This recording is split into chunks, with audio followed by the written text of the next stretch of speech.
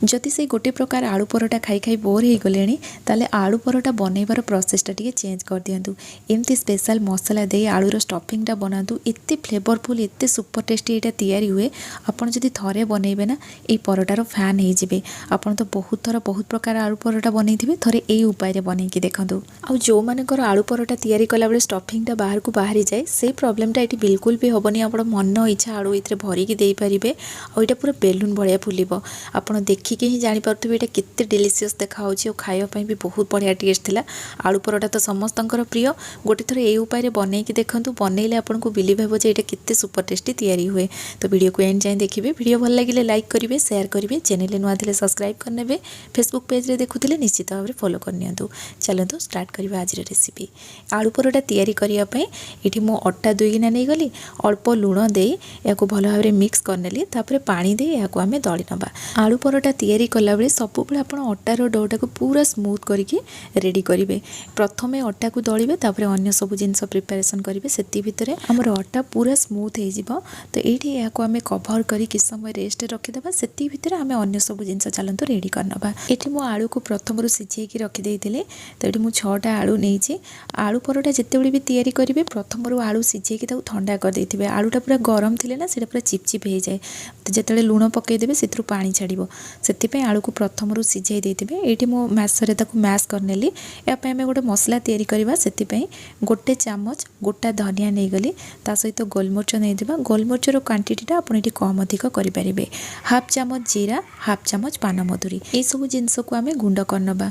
अधिक गुंड करने दरकार नहीं। हल्का यहाँ खदड़िया रमती मुझे देखा देखूँ ये टाइप रपटे कड़े गरम कर कड़े गरम है तेल आड करवा। मुझे रिफाइन तेल नौ और तेलर मात्रा ना आप सब आपण हिसाब से कम अधिक करेंगे। तेल को लो फ्लेम आम रखा। तापर जो मसलाटा आम रेडी करते ये आड करवा। अल्प हेंगू देदेबा, कटा अदा, कटा कंचा लंका। अदा को पूरा छोट छोट कर काटे ना ग्रेट करने। आ सब जिनस को लो फ्लेम भल भाव में आम भाजवा। गैस फ्लेम बिल्कुल भी हाई रखिए। मसला जब ये पड़ज ना आपंकर आलू परोटार टेस्ट ही चेंज हो। लो फ्लेम 40 ରୁ 50 सेकेंड पूरा भल भाव में भाजवा जमी तार फ्लेवरटा बहुत बढ़िया से पड़े आसो। तापर आम ये पियाज पकेबा। पियाज को मुझे स्लाइस रे काटी कि छोट छोट काटिक भी ये आड करें। पियाज को आम मीडियम फ्लेम रे किस समय भाजवा जमी ये हल्का सॉफ्ट हो तार कलर चेंज करवा दरकार नहीं। हल्का यहाँ सॉफ्ट है मुझे लुण दे या मिक्स करनेली। पियाजर कलर चेंज करवा जाए आम भाजबानी। एति भाजी है गैस फ्लेम आम लो करदे। मीडियम फ्लेम रे आम पियाज को भाजुले।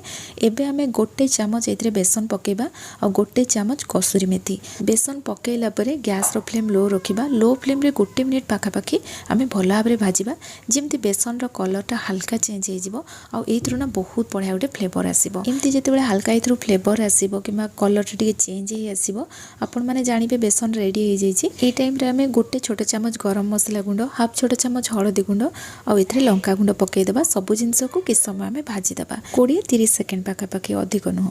तो ये आम ये आलू पकईदे। आलू पकईला एमती लो फ्लेम रखी भल भाव में आम मसला सहित प्रथम मिक्स करनवा। तापर मीडियम फ्लेम दे 2 मिनिट पाखापाखि आलू को ये भाजी नवा। ये आलू को मसला सहित भल भाव में मिक्स कलापर मीडियम फ्लेम रे ना मुझे 2 मिनिट पाखापाखि भाजीदेली। आईटी देखो आलू रेडी हो गला। लास्ट आम ये धनिया पत्र पकेबा और धनिया पत्र क्वांटिटी अधिक रखी जहाँफल ये बहुत बढ़िया टेस्ट लगे। ये सब जिनस को आम मिक्स करनवा। ये मु आलू को अल्प बाहर करदेली पुओं जेहेतु से राग खाई पारे। ये मुझे चिली फ्लेक्स आड कली। चिली फ्लेक्स जगह आप कंचा लंका भी आड करेंगे। प्रथम लंका देदेली कि आलूटा टे राग नहेले खावाई भी एत भल लगे। से मुझे चिली फ्लेक्स आड कली कि आप कंचा लंका भी प्रथम अधिक दे पारे जदि घरे छोट पिला नथिबे। तो ये देखो सब जिनस को मिक्स कलापर आमर स्टफिंग रेडी हो गला। एबे चलतु आम परोटा तैयारी करवा। तो मुझे गुड़ा तैयारी करनी। प्रथम आम गोटे रुटी तैयारी करवा। नॉर्मल जमती रुटी बनाती बस से टाइप ही बनइबा। बेसी मोटा नुह कि बेसी पतला भी नुह। तो ये स्टफिंग को आम ट्रायंगल शेप रे देदेबा। ये परोटा सबुठ इजी। आलू ये अधिक मात्रा दे पारे। आलू बाहर को बाहर चांस ही ना। तो ये देखो मुझे गोटे साइड फोल्ड कलापर ना पानी टी चारिपट साइड रे लगेदेबा जहाँफल आमर यहाँ पूरा बढ़िया से सेट हो आलू बाहर को बिल्कुल भी बाहर ना। तो ये देखो चारिपट एमती फोल्ड करदे। फोल्ड कलापर मुझे सेट करदेली। ए अटा गुंड टे पकईदे और चारिपटे स्प्रेड करदे। तापर या आम उल्टे नवा। एपट साइड अटा गुंड आम पकईबानी। तो ये ये मु कला जीरा पकेली ता सहित धनिया पत्र पकेली।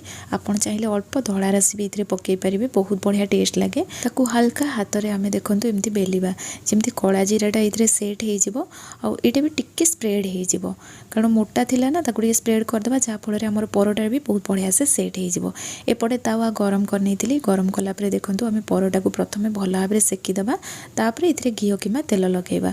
तो ये जो कण गुड़ाक ना आप भल से एपट सेपट करके सेकी ने, जमी मो भिडियो करुँच देखो ये टाइप्र एपट सेपट भल से सेकीदे जदि साइड गुड़ा कंचा रही बिल्कुल भी, जेहेतु आम ट्रायंगल सेप्रे ये परोटा तैयारी करछंती। परोटा जिते भल भाव में सेकी हो आम घी कि तेल लगेगा। तो मुझे घी लगे परोटार घीटा देले अधिक टेस्ट लगे, बट घी जदि पसंद करना आप ये तेल नहीं पारे। तो गोटे साइड घी लगे उल्टेला अन्य पट साइड भी मुझे घी लगेदेली। आईटी देखूँ परोटा बहुत बढ़िया से फुलुची, बहुत बढ़िया से मत सेकी। परोटार जो पट साइड जदि खंडिया थी से पट साइड को आपड़ एमती खुशुणी प्रेस करदेवे जदि से बहुत बढ़िया से फुलिब, जमती मो भिडियो कर देखूँ। बस ये आमर गोटे परोटा रेडी हो गला। देखापी जी सुंदर लगुच ना ताठू अधिक खायापी टेस्ट था।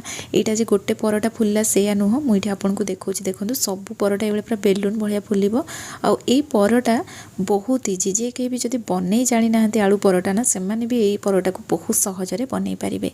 तो ये देखो आ गोटे परोटा रेडी हो गला। यहाँ आप एमती गरमा गरम दही कि आचार सहित सर्व करूँ, बहुत बढ़िया टेस्ट लगे। जदि से गोटे प्रकार आलू परोटा खाई खाई बोर हो गले, ये आलू परोटा को निश्चय ट्राए करूँ, आपण को बहुत पसंद आसो। कारण यही उपाय आलू परोटा आगुरी आपन केबे बनै नथिबे। बनैला परे केमती लागिला निहाती भाବରେ कमेंट रे जणाइबे। पुणी आसीबे नुआ रेसिपी नेकी, सेति पर्यंत रहूची। धन्यवाद।